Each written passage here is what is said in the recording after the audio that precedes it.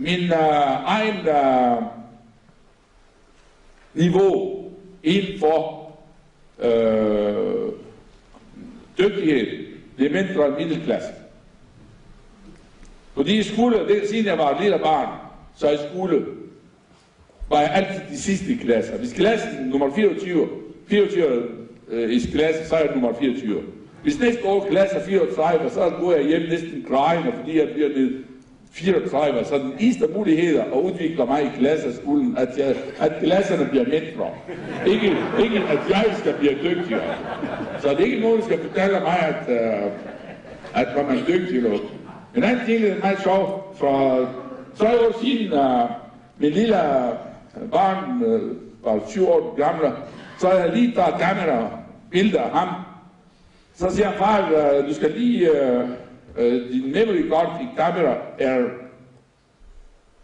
fuldt op. Så siger jeg, hvad mener du med det? Han skal forklare mig, memory card fuldt op, så skal jeg lave delete nogle billeder, så skal jeg tage billeder af ham. Så har jeg tænkt jeg bagefter sådan, fordi jeg lever kun med logik, og lever kun med, hvad der sker rundt omkring mig. Så tænkte jeg, hvordan det er, at jeg har så stærk hukommelse. Meget stærk hukommelse. Jeg simpelthen kan forstå ikke, at jeg har det stærke hukommelse. Så opdagede jeg, at den memory card, som vi har her, det er måske 100 gigabyte. Ikke 6 eller 18. Og mennesker, når de har 100 gigabyte her, så naturligvis, når det bliver fuldt, så lader man delete. Men det findes ikke nogen ting, der bliver delete hos mig. Hvorfor det? Ja, fordi jeg har aldrig læst en bog med livet. Jeg har aldrig læst alle de bøger, som de andre læser i skoler og i universiteter. Og hver person læser en bog, jeg betragter den som en geni. Så det er derfor, det er ikke nogen ting, der bliver deletet i mit hoved. Ja, men jeg vil meget gerne sige, at jeg har en 100% egyptisk hjerte, og mellemøstlig hjerte, og 100% dansk hjerte. Fordi alt det udvikling, det skete for mig, det skete her. Jeg rejser hjemmefra, jeg har ikke haft penge min om, jeg har kun den kultur, fundament, den traditioner, min familie, min religion, mine venner, alt det opvækst, det eneste, jeg har haft på min lomme. Min højre lomme har jeg haft kun 10 pund i min lomme.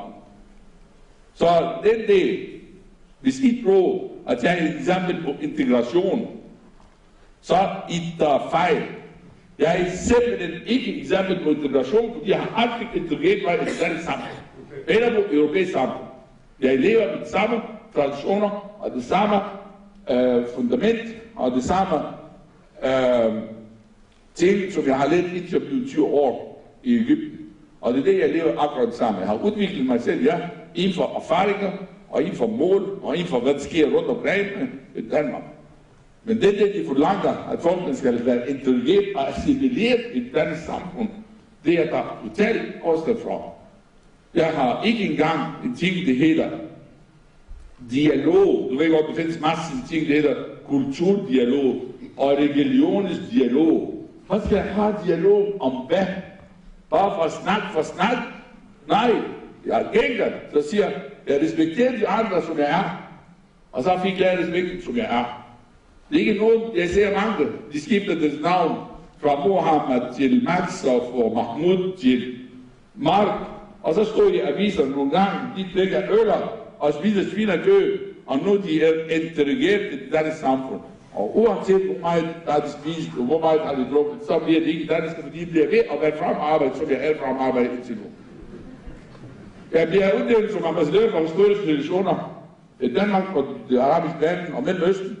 Sidste år var en stor fest i Sort Diamanter med overværelse af kongehus og udenrigsministeren. Og det er en ting, som det jeg har sagt dengang, at de har valgt mig, fordi jeg har stået fast på de traditioner og de kultur, som jeg har simpelthen stammer fra. Det er ikke meningen, at vi skal smere vores kultur. Jeg er stolt af at se danskere i Solvang i USA. De er stadigvæk mere danskere end de danskere her. Jeg er stolt af at se danskere, der har boet i Thailand i 40 år. og de stadigvæk spiser hvidlappeskov og rankkø og boller i selleri, som vi ikke engang spiser i Danmark. Ja? Men de gør det derovre. Så hvorfor skal vi pludselig forlange, at udlænding, eller fremarbejde, som de bor her, de skal assimileres? Ja? Vi har danske del, som vi er stolt af, det skal vi tænke på. Vi er stolt, at de har bevaret deres rock, eller deres fundamenter, deres kultur og deres mor at leve på. Vi skal være med til at give kulør til dette samfund. Vi har en koldt vejr udenfor hele året rundt.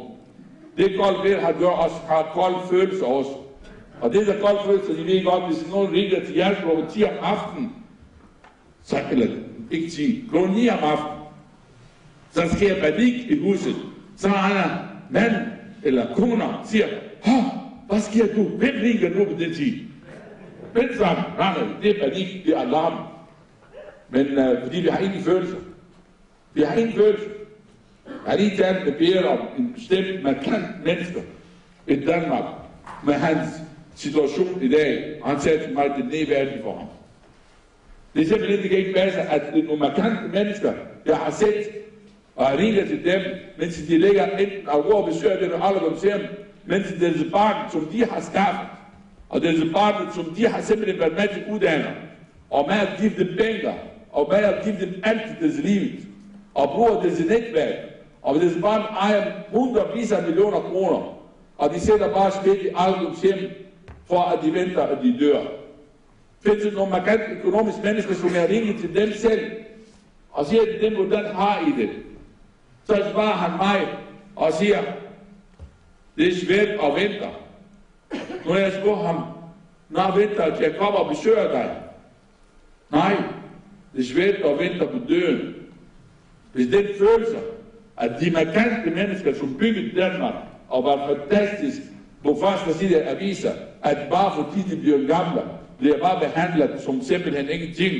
Jeg er ikke integreret i det sammen. Jeg bliver aldrig accepteret og bliver en dansker på den måde, med den hårde følelser. Og hvis du kommer og spørger min lille barn, hvorfor de bare passer for dig nu, så vil han svare med det samme, uden at han tænker, fordi jeg skal passe for ham, når han bliver gammel. Okay, jeg vil gerne se, hvad I forventer at høre fra mig. Det var en indledning til jer. Og I er velkommen til at stille spørgsmål. Jeg er tjenester for jer. Jeg er stolt af at være dansker, ligesom jeg er stolt også om, jeg stammer fra Egypten. Selv at jeg har spist fra skraldespanden, men jeg kom ikke fra skraldespanden. Jeg kom fra et land, og områder, som hele verdens religioner stammer fra. Kultur stammer fra. Mange fantastisk historisk begivenheder stammer fra. Og derfor er jeg stolt af, hvor jeg kommer fra, og jeg er mere stolt af Danmark, at det er mig alle de muligheder, som jeg har opnået. Men I skal være klar over ting. Danmark har ikke gerne muligheder bare som social opdager. Danmark har gerne ikke lidt som gaver. Jeg har selv arbejdet for. Tak.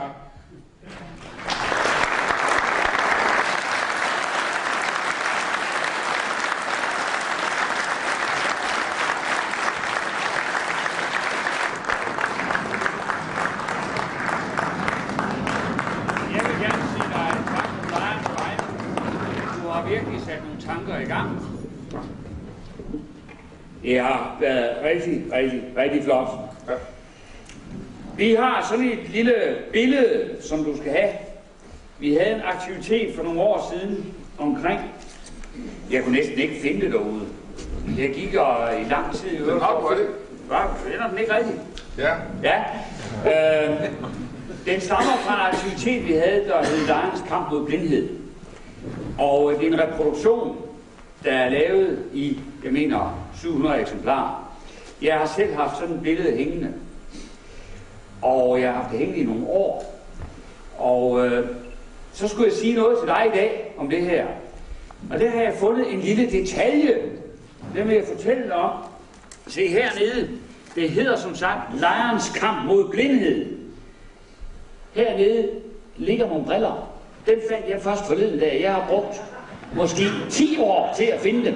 Nu fortæller jeg dig det allerede i dag, sådan at du har løsningen på mysteriet. Den får du med hjem. Og så har jeg, sådan du kan huske, at jeg var til stede, et gammelt dansk vikingeskiv. Tak. Og vores banner fra distriktet. Mange tak. Tak fordi du kom. Tak.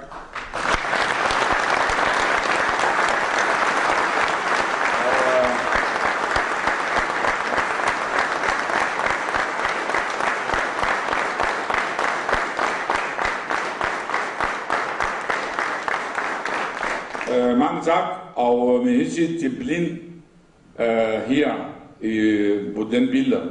Vi skal ikke være blinde over alle de muligheder og de visioner og de missioner, vi har til hele verden, her fra Danmark. Vi skal ikke være blinde over det. Vi skal åbne øjnene og gå frem. Held og lykke.